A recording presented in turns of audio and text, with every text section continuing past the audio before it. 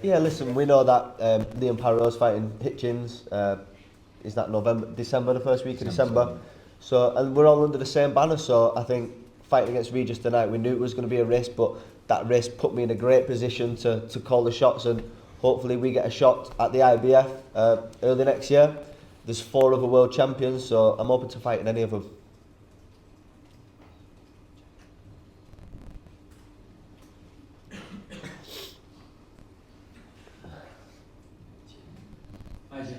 Sporting News, congratulations. Thank you.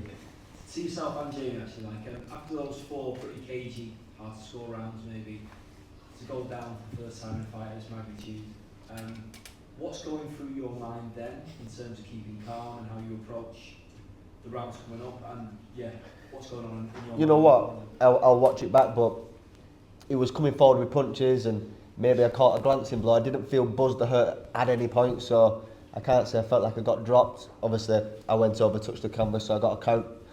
It was about listening to Jamie, the instructions, staying calm, collected, and knowing not to make any mistakes in reacting in the wrong way. Yeah, I think, am I right in saying that that's the first time you've been down, Jack? Like, technically down? Yeah, I think so. Yeah, so, you know, the way he dealt with it, it's a big thing when you've never been down. I was like a yo-yo when I was fighting. I was up and down all the time, so I was used to it. When you're in Jack's position where you control fights and dominate so much, when you're put into that position, it's the test of your character. So it was interesting for me to see his response tonight, because when you get pushed to the point, you know, I'll be honest with you, by the time me and Nigel were talking in the corner, by the time we got halfway, we was going, you can toss the coin here and to see who's in front.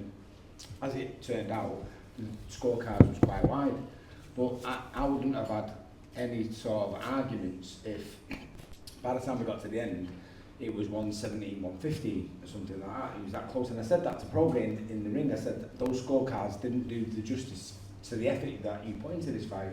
Obviously Jack won, but I just think that, you know, moving forward now, Jack, we have to be careful. I think we spoke about this before with Eddie. We have to be careful about the types of styles you match with.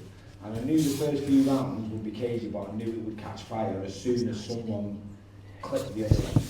You know, moving forward, if Hitchens wins, then of course we're going to go for it. We want to win a world title, but I don't think stylistically it'd be a great matchup, and I don't think Hearn's a great matchup because of the way they both fight. Whereas Parrot, I think he's a phenomenal fighter. I think he's a really good stylistic matchup. Jack, just here. Obviously, previously to this fight, you had a lot of bad blood with Josh Taylor, and there was no bad blood leading up to this one until, obviously, you've all alluded to what happened the other day. But yeah, it was a bit of a low blow, and I think as much as people laughed at that sound, I did feel bad for you. It's okay. Don't worry. You're the only one who did, by the way. no one knew that was coming. Okay, so in terms of that, was there a discussion afterwards? He tried to throw you off mentally side? No, I think you as a fighter, you prepare for fight week, but I think that goes with everyday life. Depends who you're with. If you're with Josh Taylor, then you know you're surrounded by a dick. If you're with Regis Prograis, he tried to throw a spanner in the works fight week, but I think I've had 30 fights now. I'm experienced enough to know to keep switched on and do what we need to do. So it was water off a duck's back, but it was quite funny because Sam got the backlash, and I've had a few giggles since. Right answer, God. Yeah. What's that? What about yourself, Sam? Listen, I did say to Regis when he said that, I said the last win of your career is going to be against me, which it probably is going to be. No, look, yeah, it was a bit of a low blow, but we had a chat in the ring, and Regis is an unbelievable fighter, and a lot of people would have ducked out of that fight. Do you know when he rolled his ankle when Jack put him on the floor? Many of fighters would have probably said, "Oh, my ankle's sprained." He boxed like a warrior, and he said that Jack's the best fighter he's ever been in the ring with. That's the best compliment there. I mean, I'm happy to take a big a pasting at a press conference, and if it means Jack can win, I'm fighting that all day long. But Jack's the best 140 in the world. Yes, yes. Do you know as well, I haven't heard from Sam since the press conference. Now you are actually lying here because I've got the receipts on you. I did send you a message afterwards, an emoji of you doing this. Oh yeah, that was the only one. Yeah. You haven't actually messaged me for 2 days, which is, I can't tell you. But I don't how need to. lovely that has been. I don't know. You're full of You shit. know what I mean? 'Cause normally it's like FaceTime We've signed videos, two isn't it? amazing You know what I fighters together. I've got you the best 140 in the world. You just need to be a bit. Send me some more drip. Send me some punch, bro. Right, we got Okay, just 2 more minutes before we get slung Right out. on Any to more God. questions? Savvy boy, right? One from me. Do it, send it back, I'll do a It's picture. a special one. I've been rummaging on X. Oh dear. Just having a quick rummage, but I will blame somebody else in the room. Quick. Oscar, I think, is missing you. Because he's tweeted recently, sorry Regis, matchroom ruined your career. Aw. Worst matchmaking in Who's the this?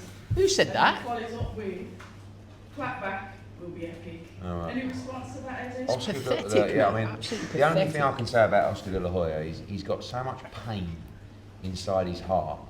My thoughts and feelings are with him every single day, and I hope that one day he can find some happiness in his life. When we signed Regis Prograis, he headlined in New Orleans, defended his world title, made an absolute fortune, won. Devin Haney. Then he had a mega fight with Devin Haney, made an absolute fortune. And then, purely down to Regis Prograis, and I think he deserves so much respect for this, Yeah, he does. he chose to roll the dice in the UK against Jack Catterall. And Oscar De La Hoya is the biggest bellend I've ever met in my life. If he don't respect fighters for trying to be great, because that's what he says he was always trying to do, then the guy is the saltiest man on the earth. And he has so much pain inside his heart. I hope one day, as I said, Oscar De La Hoya can finally find peace and happiness in his life. We could fight his fighter, Ryan Garcia, but he's banned. Yeah. We could, couldn't we? It's a great Sam. fight, isn't it? Oh. It's a great fight. Sam. If Teofimo Slay. was watching this, if Teofimo was watching this, what do you think he would be thinking? Do you think he wants to fight you?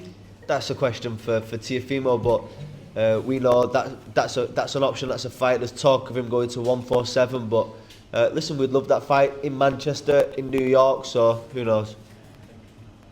Jack, the 9th round, the 10-7 round, how important was that kind of your momentum pushing each round? Yeah, it was really important to stay switched on when you get to them 9, 10, 11. There's fine margins for mistake going in with world level fighters, so you've got to be on your game. Jack, I just want to ask one more. After the career, what will it mean in 2025 to finally become a world champion for you, your family, for Jamie, for Nigel, for everyone? Listen, we've got work to do yet, and we don't take nothing for granted. There's some great champions. Liam Parrell's a good champion, so we're training hard. Have a little break. We'll be back in the gym, and it's there, but I need to go out and do it. Right, guys.